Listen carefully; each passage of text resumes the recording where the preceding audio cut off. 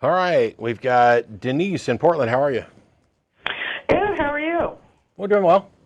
Hi, Denise. What's up?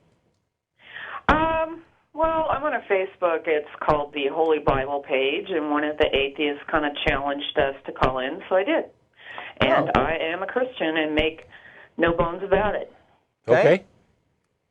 And what can we do for you? I'm just called in to chat. About anything in particular? Well, it's really disheartening how many of the atheists are former believers, and I realize that. But I don't think they realize what's going to happen to them in the end. I think you're right. I don't think any of us know what's going to happen to us. In a literal hell. I'm sorry? And where are they going to end up when they die? I'll just be quiet. Have they thought about it? Well, you say you believe in a literal hell? Yes, I do. And you think that we atheists deserve to go there? No. We don't? I don't Then want how to see come? anybody go. Then how come you, ma'am? Yeah, Denise? go ahead. So if you believe there's a hell, and you believe the atheists are gonna go there, cause why? Your God's gonna send us there, right? No, they send themselves there by rejecting Jesus as No. Then that's silly. That's silly. I'm choosing right now. Silly. I don't want to go to hell.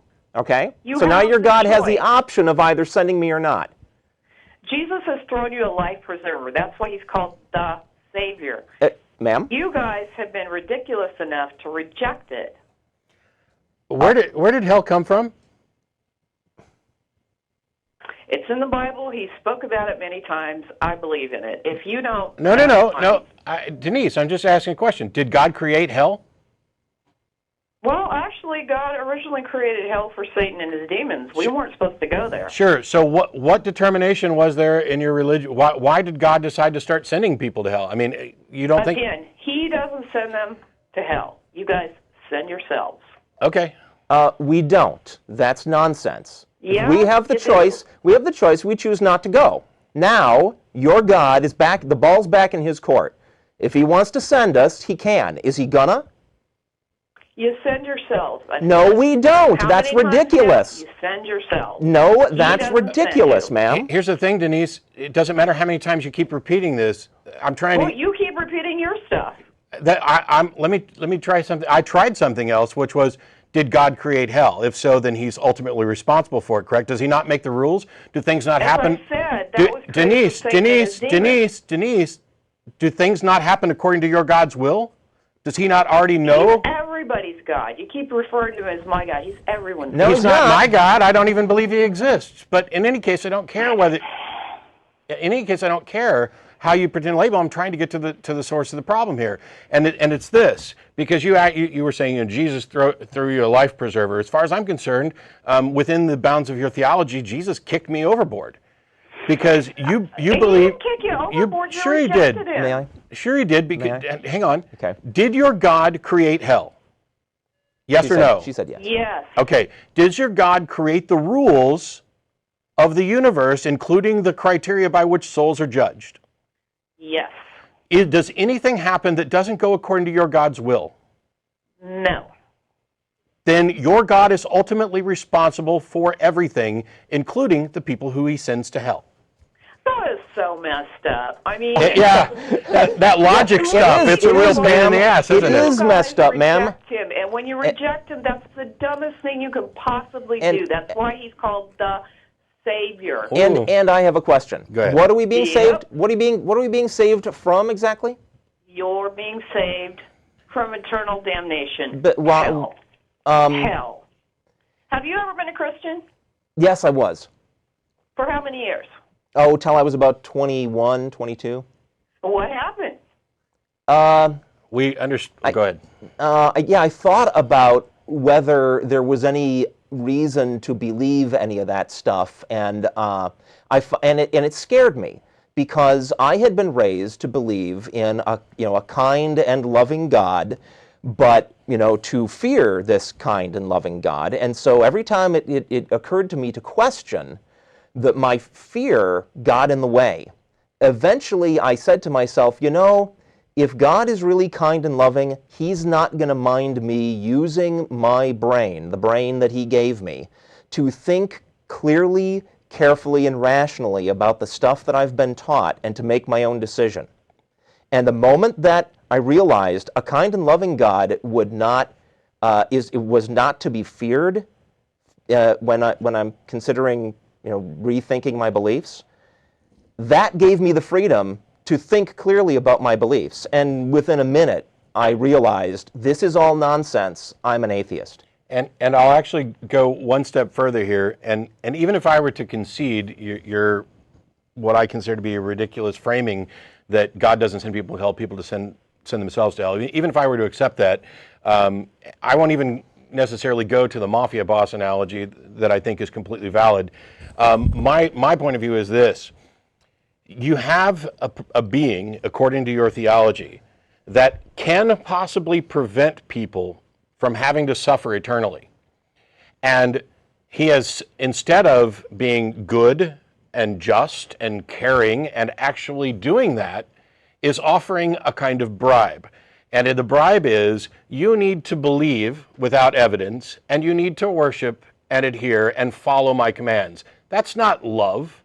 That is not love. That is not an exercise of love. That is not a save you. I mean, he went through hell. He didn't die. Do you not? He was the one that paid the price. Denise, people reject him, Denise, that's their decision. Right. Then why the fuck did you call? Excuse me? I just... You can't be a lot more civil to someone that calls in without using filthy language? Filthy language? Well, hang on. First of all, you called to tell us... This conversation is over. God bless you. I hope all of you see the light. He is the only way. Goodbye. Are you done? Oh. Yeah, she's hanging up now. I used a word that Denise hurt her feelings. Hey, it doesn't surprise me, and while we'll have to put a little disclaimer on this particular issue, it doesn't surprise me that somebody who is so muddled in their thinking and is so afraid of the irrational would give magic powers to words. Guess what? It's 4 letters, it's phonemes, they don't have any magical powers, it's a way of expressing an exclamation mark. You called. And then when things got too heated, you tried to do this, well, it's all up to you guys, and if you reject him, that's your responsibility, etc., which was your way of giving up. All you wanted to do was call in and state your opinion and move on. So when I ask, why the fuck did you call, I wasn't cursing you out. I was exclaiming that this is absurd for you to call in and do this. To call in and pretend like you're going to defend your beliefs, and then when they're challenged directly to a point that you can't defend them, you cry that your feelings got hurt because somebody used a word that was scary. It's no wonder that you are still stuck in this mindset of being afraid of fantasy if one little word sends you screaming off of, oh, the poor atheists, they're beating up on me and they're saying offensive things. Can we spend a little time on this whole thing of we send ourselves to hell? Yeah. Please. That is okay. I'm holding a gun to your head, telling you to give me $100. Don't make me shoot you. Yeah. That's what it is. That's what that arrangement is. No, that is, if Matt refuses to give me $100, he did not commit suicide. It's why I've used the mafia boss analogy before, and it's why I asked if you thought your God created hell. Because the mafia boss creates the scenario where, A, we can protect you from this stuff, but you got to be making payments. And when somebody comes along to break my thumbs for not making payments, that wasn't my choice. I mean, you're saying that my choice is to make those payments or get my ass kicked. And in your theology, my choice is to accept something that my brain can't possibly accept because it's irrational and without evidence, and then go the step further of becoming worshipful and adherent to this fantasy. Well, I won't do it.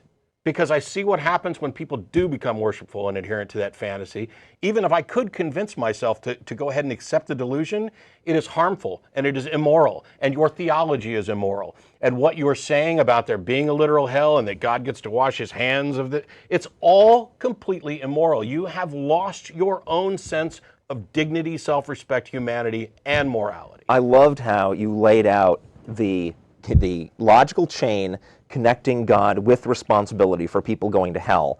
And she goes, "That's fucked up." Yeah. Well, she didn't say. She wouldn't say that. Oh, right. That's messed up, she said. All right. So now and we it had is. 3 F-bombs. It sure is messed up, ma'am. And yet, it wasn't Matt's chain of logic that was messed up. It was the fact that you're in a religion where that chain of logic can easily be drawn, and you just avoid it.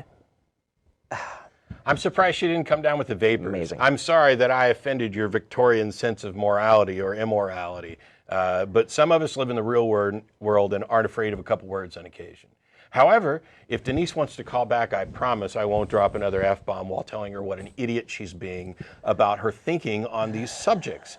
And that doesn't mean I think she's stupid across the board. That we've had lots of discussions about this, don't be a dick type thing. But when I say that somebody's stupid, guess what? I'm stupid. Jeff's stupid. The people in the audience is stupid. We are all stupid at some time about something. Yeah. The difference is that some of us, when we have this pointed out to us or when we recognize it in ourselves, strive to overcome it. We say, you know what? I was being stupid. Let's correct that so that I'm not stupid about other things. And other people say, I'm not stupid. They deny. It's this massive ego that prevents them from accepting that they too can be wrong, that they too can make stupid mistakes. And that is what makes they take offense to this. Oh, you called me stupid. Yeah, I did. Get over it. Call me stupid back. We've both been stupid about something. When you have that sort of reaction to somebody telling you that your beliefs on a certain subject are stupid or that you're being an idiot about something in particular, first of all, they're most likely not summing up your entire character. They're most likely not saying you are a complete useless brain that can't do anything right. They are talking within the context of that subject. If your initial reaction is to simply take offense and shut down the conversation, that's ego. It's not logic. You didn't win. You don't have any high ground, intellectual, moral, or otherwise. It's ego. It is your own inner self saying, I couldn't possibly be wrong. How dare you challenge me? And it's no different than making up nonsense crap about somebody using the F word or whatever. It's a way of avoiding the actual discussion. It's a way of avoiding the intellectual honesty that goes where the logic leads instead of saying, that's messed up once you've been proven wrong. It really is that simple. I hope we're going to get more of these people from that Facebook page that got challenged to call into the all show. You people and from the Holy I Bible hope the page. rest of them will be maybe, not a little tipsy when they call. Yeah.